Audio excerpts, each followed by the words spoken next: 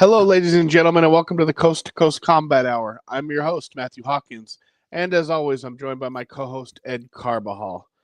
Ed, UFC pay-per-view week, how's it going on the East Coast, my friend? Pretty good, pretty good. I'm pretty happy with last week's results from the Des Moines card, and we got a pay-per-view week coming up just before Mother's Day, so Mother's Day weekend. So it's a pretty exciting time. There's also a BKFC event on. I don't know what's up with BKFC booking things on before Mother's Day and Father's Day, but I'd like to get out to your shows. God damn it, but Shane Fichter's on that card though. The one that's this Saturday was at Salt Lake City. Yes, headlined by the champ Mike Richmond. Yeah, so a short notice. I don't know if it's short notice for him. A couple of months. He just fought over on our platform.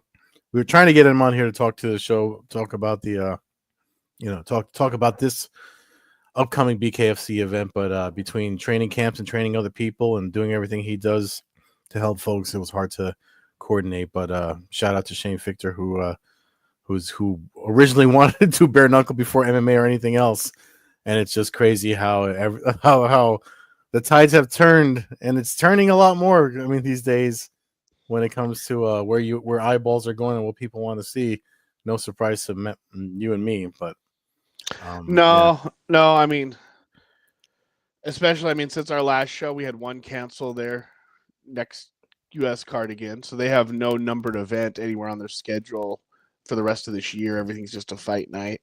I think it's fair to say that we probably won't see one championship in 2026. Yeah. You've got Alex Bahia today tweeting out and then backtracking saying he got hacked, which all that means is that the UFC told him to clean it up after they gave him what he wanted because they were trying to shaft him on something. I mean, you don't get... It reminded me of when John Jones used to say he get hacked. Remember how often he would put something on and say he got hacked?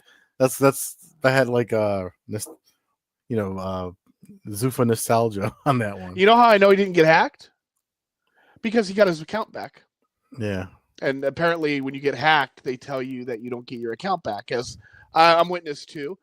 He got it back within seconds, and he got it back after a tweet that was only about essentially something probably going on in the background negotiation. So he got the nicest hacker in the world. They didn't curse. They didn't say anything that could get him in trouble. It's funny you're saying that because Mac Malley pointed out, there was no crypto scams, no click my link, nothing like that. Nothing a hacker would do. Nope. just what you would do if you wanted to negotiate with the UFC in public after they pissed you off, and you wanted somebody to call you and say, "Hey, take that off. You're going to get that bonus, or you're going to get that fight. Get rid of that, and let's move on." That's basically what happened. I mean, I feel like whatever it is, this was long after, and I meant to post it on Twitter/X, but I feel like whatever it was probably had to do with booking for July, just because or International Fight Week, because we're still waiting to hear on shit for that, aren't we? Yeah, I have a feeling they called him up, said, "Hey, we need you at the end of June. You're going to fight somebody who's not the champion. You're going to fight a random heavyweight." And he probably said, "Well, I want a title fight against Ankalaev. I wanted my rematch." And they said, "No, he's fighting Yuri in August." That's probably what happened. And he probably said, "No, screw you guys. I'm not going to fight Curtis Blades. I'm going to wait. I want my title shot. I've done enough." That's probably how it went. Something to that, in that. But to believe he got hacked and that was the tweet that the hacker chose would be pretty odd. At least I'm not falling for it. Yeah. What else we got? Looks like PFL's letting the coach do some talking, huh? Jonathan Coachman's taking the stage. So anything to get rid of, and those who don't know, Jonathan Coachman was WWE, did a lot of stuff, did some stuff with World Series of Fighting and stuff, but he's an extremely knowledgeable person who's done play-by-play, actually did pro wrestling, and I mean, he just knows how to publicly speak and to how to talk to people and take questions. So that's good. Anything that gets done, Davis, out of the public eye might help save the sport. The organization, yeah. I mean, the organization, but what else we got? I feel like it's just been a tidal wave of the thing that I wanted to kind of bring up was because, as much as I had Rainier DeWitter Rainier de Ritter winning. I should get his name right. I've been talking about him forever. Since before his first Malikan fight, we've been talking about him on this podcast. And even back then, I wanted him in the UFC fighting Adesanya and possibly Whitaker and people that he might be fighting now after his win against Bo Nickel. Um, I I kind of commented briefly on how I thought the odds were a little insulting against Bo Nickel, but I don't think Bo Nickel was some sort of slouch, and it's just strange to me how people are that were acting like Bo Nickel was the American Khamzat Chimaev, and all of a sudden he in his 8th fight he loses to a guy that's held titles everywhere he's fought that has over 20 fights experience with him, and people are hanging Bo Nickel out to dry, and I'm just like, dude, it's like Aaron Pico, like his career is young like Aaron Pico when he picked up his losses. Eventually, the losses are supposed to help you get better. They did for Aaron Pico. This if anything, the loss will help Bo Nickel be better. Even Rainier de Ritter said, and in the post fight press conference, was like, I'm glad I fought him now and not 3 years from now because it's a different animal. And it's like I don't understand the new fandom. It's mind boggling to me. It's like you guys were ready to put a Superman emblem on his chest the day before, and now everybody's talking about he's washed and fraud checked. It's stupid. It's the MMA fans. Listen, we've talked about it for a decade almost on this podcast now. We are but we also look at ourselves in the mirror and see that we're surrounded by morons a lot of the time. I mean, it's just is what it is. Now take the fans out of it. Who the hell's doing the voting on the rankings? I mean, Dana White's right. These guys are a bunch of ham and eggers. Like, what the hell is going on? Like, what? Excuse me? How does DeRitter not move up in the rankings? Had Bo Nickel won that fight, he would have jumped to like 8. Yeah. To prove your point. Yeah. Like, and we said it. We thought the odds were. Yeah, I didn't expect him to move. I wrote an article on him the day after because he called out Sean Strickland, which I thought was funny. But, in it, I wrote out where we probably won't see him move in the rankings. And you're right. He's still sitting at number 13. He might face Robert Whitaker, which is something floated around today. But I mean, I didn't think he was going to get a Strickland that fast. But I mean, he knows how to play the game. We'll see him fighting in the top 5, before the end of the year. That's for sure.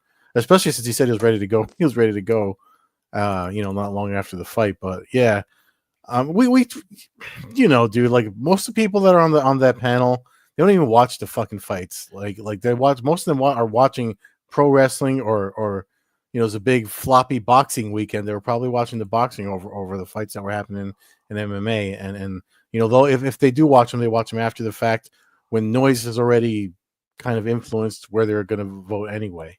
So no, I'm with you. It's just it all just makes the sport look like a circus, and it never seems to kind of end. And we've said it a million times. Maybe it's not even a sport. It's just entertainment, which is a totally different thing than a sport. But it seems like it just never ends. I mean, the rankings make no sense. How you can be behind Costa? How you can be behind these guys that haven't won fights in years? And it's like they fall for it all the time. Like we thought the odds were crazy that DeRitter was such a big underdog. Anybody with a brain who knows the history of the sport knows that just about every single champion who's come over from WEC, from Strikeforce, from Pride, from every big organization that's ever sent a former champion over to the UFC, the guy's been successful. The only one recently is probably Chandler. He's up there in age though. Any prime guy, they got him late. Overeem, Alvarez, who came in later in his career, still was successful. It's everybody, all the WEC guys, all the Strikeforce guys.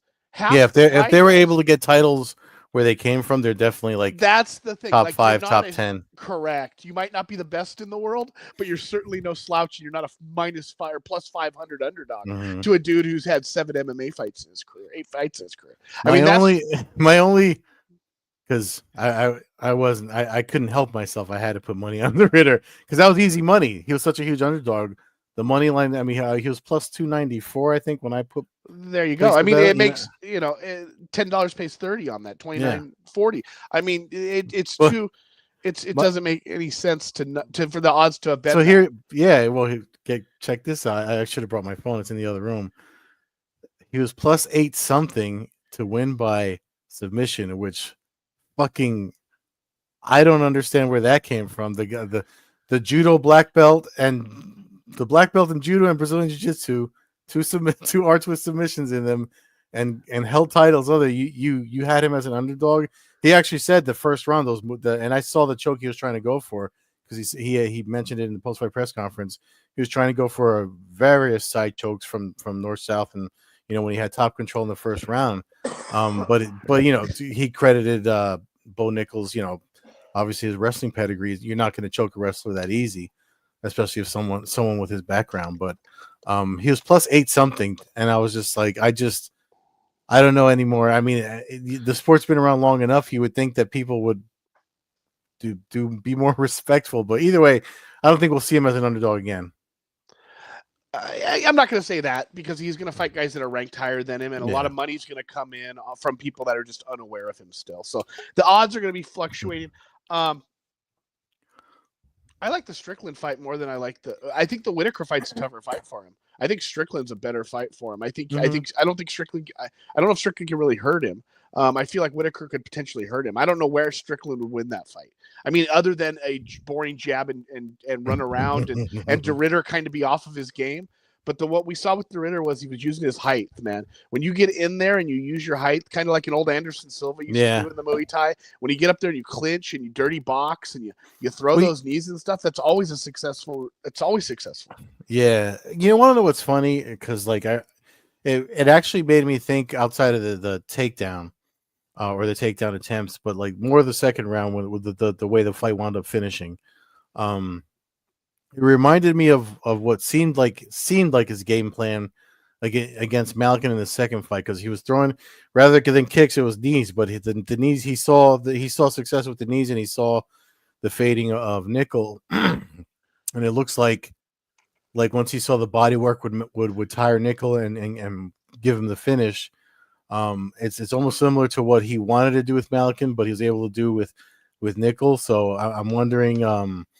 I'm just wondering if they were ever to fight again, if he could pull off, if he could avenge that loss. I don't know. I don't know if you can successfully knee steal. Mm-hmm. Like, that's the difference. I mean, Malakin is like a rock, and not that Bo Nickal's not, but there's a difference. If they stood next to each other, you would recognize the physical difference in their appearances. So. Plus one's heavier, a heavyweight. We brought it up, We knew DeRitter had been through hell and back in that ring and in a cage. We didn't know what was going to happen with Bo Nickal. And we saw it, unfortunately. He kind of looked like Brock Lesnar when he gets hit. He turns and he doesn't want. He never got hit with a shot that was. He never got hit with a shot that made you go ooh ooh ooh until the finishing shot. It was a bunch of. Not pitter patter, but it was a bunch of average punches and knees. Nothing wound up and just. It was the body work. I think was what obviously turned the tide to what we saw, and I think a lot of that also had to do with. I think he commented on it too. I didn't get to see what Nickal said, but I think a lot of it had to do with one of the Thursday or Friday. Before that fight week, I saw something I think might have been ESPN posted. He was walking around 222 pounds before he cut his weight. And oddly enough, he looked fine when they cut weight in the morning weigh-ins, the actual weigh-ins. And DeRitter was the one that looked kind of drained. But I think it might have been just a long-term effect of having to cut too much weight in a short amount of time. And that kind of added to the reaction we saw, because I don't think, I don't want to compare him to Brock Lesnar and being shell shocked the way he was, because I just feel like Nickal's might be a little tougher than that, or a little more open. Brock fought Mark Hunt. He won the championship against heavyweights getting hit against big punchers. He was running from Cain Velasquez's punch. DeRitter's. I don't know. I'm not saying Nickal's done by any means, because we've seen this happen, and it would be a foolish thing to write him off. But he might. It's concerning. I should say that. It's concerning because it's hard to become a world champion when you can't win a fight with your eye hanging off your head. That's usually at some point what it takes. Not that obviously I'm being hyperbolic there, but you have to go through the Justin Gaethje, Dustin Poirier world of fighting usually to get to the title. Adesanya was jaw seemed like it was hanging, his lips hanging off his face, fighting Gastelum and stuff. I just don't know. From what I saw, and maybe it was just an off night, but it's really concerning to me if I'm his coach, I'm like, we're not striking anymore. We got to go Aaron Pico route for a couple fights now, and we're just gonna take guys down, and we're gonna just we don't care if the crowd boos. We don't care what we have to. We're going to take guys down. We're going to win 2-3 fights in a row by taking guys down and laying on them. And we're going to prove that our wrestling is dominant, because that has to be scary enough for guys like DeRitter to not try to take him down within the first 15 seconds of a fight. If guys like DeRitter are not afraid of Bo Nickal wrestling inside the cage, then he's in big trouble, because that's kind of what happened to wrestlers who faded off. Guys eventually weren't afraid of them anymore, because they weren't able to secure all the takedowns, and then they eventually get beat up. So I don't know. We'll see what happens in his career where he goes. DeRitter looked amazing. He's bringing the heat to the middleweight division. That I remember MVP was the one that commented on it, because he fought, he fought out of his weight class to his last fight. And he made the comment of, there's nobody, there's not a real guy there right now ever since Adesanya lost the title. Like it's anybody. It was kind of, I'm paraphrasing, but he says, it's up for grabs for anybody to, and I feel like that's true. And right now, the guy that's got some heat behind him is RDR. I mean, because the Duplessis Chimaev fight, whenever that happens, if it happens, if it doesn't happen, it's gonna be because of something with Chimaev. I don't see him as a reliable booking. Not sure why the UFC continues to do business with him. I'm sure it's because of the Kadyrov connections or whatever, but I feel like, as just to keep the division fun, like when Adesanya was coming up, I think RDR is that guy now, to watch this guy rise up to a title fight. Yeah, it's fresh matchups. Yeah. We've seen everybody fight each other. It was getting to the point where we're seeing retreads, and it was getting, guys like Strickland were a fight or two away from their career coming to an end if you don't win, because you've already lost now twice to the champ. So, and Whitaker went through that route with Adesanya, and Adesanya kind of went through that a little bit with Poatan, and and they went back and forth. But yeah, I mean, I don't know. It's fresh, it's new. I think when I go back to like the history of MMA, like one of the dream fights that I would have wished you could have seen a Prime against Prime would have been Mousasi against DeRitter. I mean, you start like there's certain fights looking at DeRitter like, oh man, this guy's serious, and who would have just been some historic, match, and Mousasi. That both of them just their calm demeanors in there would be something. Noticed him on my poster, just jumped in my head. But I mean, I really look forward to watching his career go. And in a time when there's kind of, I mean, maybe it's just us, but it sure doesn't seem like it. At a time when there's a little bit of a lull in this sport, and no, we're not the only ones saying it. A lot of people, Ariel Helwani, everybody's commenting on it, and the only ones who are not saying it are the Zuffa zombies, who are being paid by Zuffa to make sure that doesn't become. Or TKO to become an actual thing. Yeah. The Bizbings and all those guys, those guys are always going to come out and the company guys aren't going to say anything. Yeah. So, but yeah, clearly there's something going on. We're going to jump into this pay-per-view card for this weekend. If there was one to pass up and go to the beach or go to the movies, this might be the one, but we're fight fans, so we are going to push it, and I'll probably watch it. I'm most likely going to watch it. Well, I'm interested in a few of the fighters, but this is not one where I'm necessarily going to be glued to the prelims. Let's just say that. I mean, it's the prelims are on ESPN. Not that they're bad. It's nothing that's just super exciting. There's some fun fighters on there. Jessica Andrade. Yeah, I like this fight. Kutalaba. I like that fight a lot. Yeah, no, I mean, don't get me wrong. I'm just not to be disrespectful to these guys. It's just you hoped in a world where they're kind of owning everything that we would get stacked cards, and but you got Katona opening up the prelims, and I mean, it's actually, now I look at the prelims are a little bit better than I'm giving it credit for. And it's been 10 years since they've been up north to Canada, so it should be a bigger deal than it is. I mean, I know like James Lynch and Aaron Bronstetter, they actually did like the preview thing tonight. All the Canadian media guys are they're excited about it. So, in that sense, it is a marquee event. I'm happy for the Canadians to get some. It's 10 years since they've been to Montreal. Yeah, that's what I meant. Because they just gave him Pennington and Buena Silva not too long ago. So remember, Yeah. the Canadian fans just get treated to all the best MMA action. Yeah. Like when we got to get title fights that really can't headline, we'll just stack them and send them to Canada. And ticket sales right now look pretty rough too. So it'll be interesting to see how that unfolds. With that said, let's get to the fights. Opening up the main card, Benoit Saint Denis versus Kyle Prepolek. Sounds right. late replacement in this fight. Comes in a huge underdog. I mean, yeah, minus 1,000 at minus 1,000, 10-1 favorite. I'm obviously going to take Saint Denis to win. I think he wins by knockout TKO. I think that's the only reason to have this fight kind of here, to kind of hopefully get some momentum going for what could slow down really, really quick as the evening goes on. Yeah. Alexa Grasso versus Natalia Silva. I mean, I'm obviously gonna pick Grasso just because.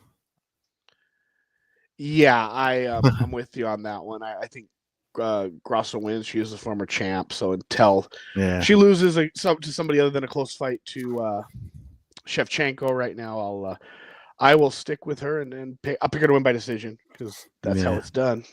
Yeah, yeah, that's a good call. And then this fight, I mean, it's interesting. Jose Aldo versus Ayman Zahabi. I feel like this is probably a tough one for Aldo, given they have Zahabi as the underdog. I just feel like the local, he's local, he's coming off a win. Aldo's coming off a loss. He's, obviously he's up there in age too for fighting. Never boring, but I wouldn't be surprised if another one gets away from Aldo here. Yeah, I'm kind of leaning the same way. I just don't understand the matchup. I don't understand what the point of this is other than to try to build somebody's name off of him. I hope not. I'm going to root for Aldo like crazy, but I'm going to pick Zahabi to win. Probably some weird decision. It's just I feel like we're kind of in for one of these events, and I don't know. I hope I'm wrong. I hope this turns out to be the greatest event of all time, but this is where it gets a little hairy in the next two fights. Yeah. This is where West Coast might be, or East Coast might become about 1:30 a.m. real quick. Yeah. Co-main event: Valentina Shevchenko against Manon Fiorot. First of all, I want to throw a shout out to our old friend of the show, John Brumley, who called out Manon Fiorot a few years ago when he was on the show. We were picking, I forget who she was fighting at the time, but he called her out and said that she was potential future champ. So props to him from a couple of years ago for seeing that potential there. And she gets the title fight here against, see, this is where it's confusing to me. Shevchenko loses to, I mean, before the loss to Grasso, was Shevchenko not considered like maybe the greatest female fighter of all time? And in a bunch of ads and her gun tattoo, and she was the baddest woman on the planet. And I wouldn't have known she was fighting if I didn't pull up the Tapology fight card. Like, there's no promotion. Like, I don't know what to even think, honestly, of that fight, because I don't know if is there ever been a fight where you had an all-time great fighting and had less promotion? I'm wondering if it has the GOAT, arguably the women's GOAT. Yeah. No. Well, I mean, and that's kind of like the vibe for this card too, and I feel like, and of course I have no fucking expertise to say this. It's just me, throwing things at the wall. But we're coming to we're coming to the summer, the quarter where they come the end of the fiscal year, and they're obviously either leaving or not completely sticking with ESPN. I feel like all this weird, like, off-putting marketability is has something to do with that. because people are they're shopping themselves around. Everyone's too busy. I mean, for those, if I don't know if anybody knows, Dana White wasn't in Iowa last week because he was out here in New York with Turkey and the ring, doing the TKO thing with the boxing and the weird boxing in Times Square that nobody gave a fuck about, or if you were one of the privileged few to get behind that The barricaded wall. Times Square. What a fucking waste that was, but yeah. Yeah, so stuff's going on that I feel like that's why we're getting and they never respected the main event either.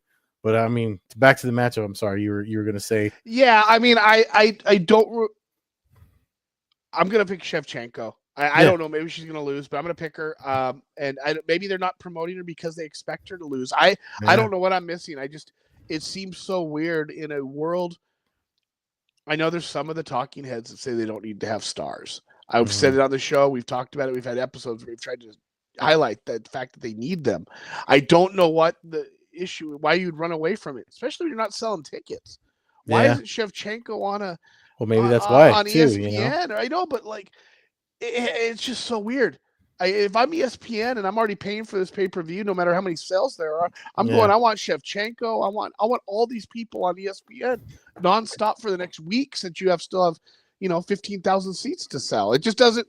It's bizarre. The whole thing is really weird. But I'm gonna pick Shevchenko. I hope she wins. I want her to win because I want them to be stars, and I think she still has that potential. I'm just confused. I'm confused by the whole lack of anything around her, and I don't. To me, it's strange. I don't know. Maybe I'm making a bigger deal of it, but yeah, I just don't. It doesn't seem like there's been any chatter about somebody who 2 years ago was basically, is it her or Nunes is the GOAT of women's MMA. Yeah, you're right about that. But I mean, that's just like the fans are fickle. I think the marketing folks are fickle everything too. is, but but the marketing folks just seem to be not so much fickle. They seem just to be asleep at the wheel. Like, it just doesn't seem like they're even trying. I mean, not as bad as some other promotions, but no. We already talked about that. At least I have faith that this event's going to take place. Bilal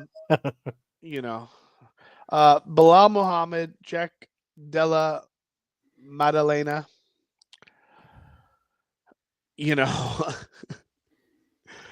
I never thought I'd ever get to this point. I'm going to pick Muhammad to win and defend his title. I don't know. I mean, listen, first time he fought Leon Edwards, who came on the show, I think we all kind of said, hey, this guy's better than the people are giving him credit for. He's not the most exciting, but at the time his record, I think, was like 16-2 or something. And we're going, man, he's there's something about this guy that wins fights. And it's continued, and it's only gotten better. So I'm not going to discredit the guy. He doesn't look like a world champion. He doesn't come off as a world champion. He doesn't even necessarily fight like a world champion, but he is, and he keeps winning fights, and he keeps winning fights in better fashion, and more dominating fashion. So, I mean, I think he's beat better guys than Maddalena. So I'm going to roll with it, and I'm going to say he keeps winning, and I don't know where it goes, but yeah.